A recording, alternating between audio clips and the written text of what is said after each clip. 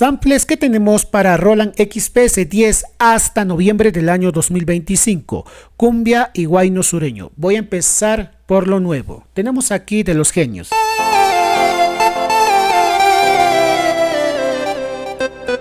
Luego tenemos, a ver.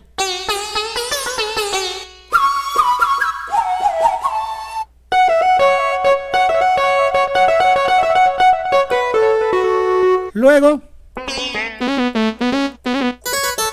Un poco de Roy, joyitas y los clásicos que siempre he probado, acordeones reales, guayno sureño.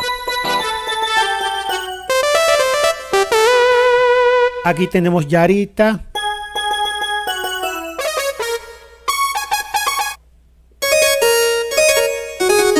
el harpy y obviamente también muñequita Mili.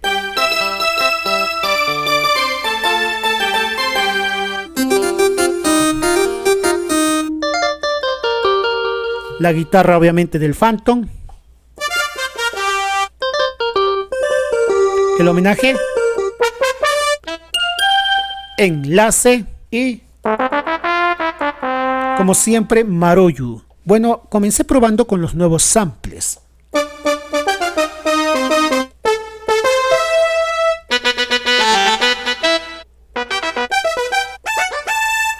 Y aquí los clásicos Sociedad y Ruskaya.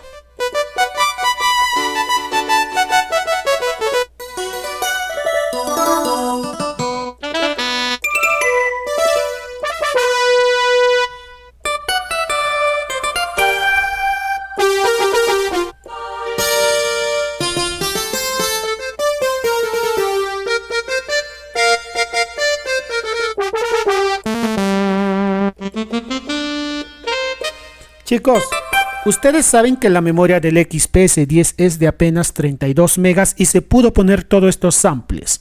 Bueno, aprovechen que está en oferta. Saludos.